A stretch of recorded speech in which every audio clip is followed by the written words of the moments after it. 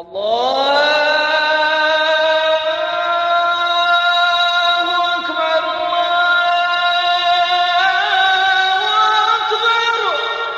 அஸ்ஸலாமு அலைக்கும் வரஹ்மத்துல்லாஹி வபரகாத்துஹு. கண்ணியத்திற்குரிய சகோதர பெரியோர்களே, நல்லோர்களே, பல்வேறு விதமான சிரமங்கள், கஷ்டங்கள் நமக்கு இருந்து கொண்டே இருக்கிறது.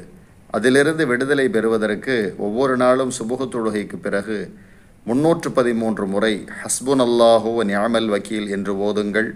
அதேபோல் 100 விடுத்தம் சலவாத்து ஓதுங்கள். 100 முறை அஸ்தக்ஃபிருல்லா என்று சொல்லுங்கள்.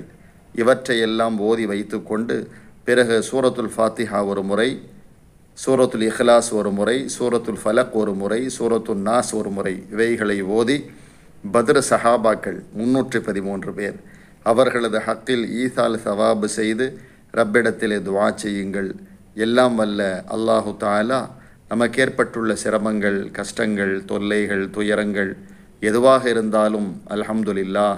நல்லோர்களே, பத்ர் யுத்தத்தில் கலந்து கொண்ட சஹாபா பெருமக்களுக்கென்று ஒரு மதிப்பு இருக்கிறது, மரியாதை இருக்கிறது, கண்ணியம் இருக்கிறது. ஸல்லல்லாஹு அலைஹி வஸல்லம் அவர்களுடைய காலத்திலே பத்ரீன்களுக்கு அவ்வளவு மரியாதை கொடுத்தார்கள். அவர்களில் எவரேனும் பிழை செய்திட்டாலும் கூட ஸல்லல்லாஹு அலைஹி வஸல்லம் அவர்கள் மன்னித்து அவர்களை விட்டுவிட்டிருக்கிறார்கள்.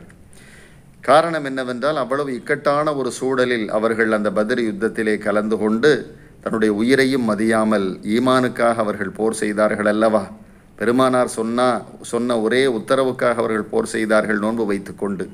எனவே அவர்களுக்கு மார்க்கத்திலே மிக உயர்ந்த உயர்வு இருக்கிறது. எனவே அவர்களது ஹக்கிலே ஈசால் சவாபு செய்து நான் சொன்ன இந்த இஸ்முகளை ஓதி நீங்கள் துஆ செய்கிற பொழுது எல்லாம் வல்ல அல்லாஹு தஆலா நம்முடைய சிரமங்களை நீக்கி அருள்கிறான். நமக்கு நலவை அல்லாஹ் தருவானாக. ஆமீன் யா ரப்பல் ஆலமீன்.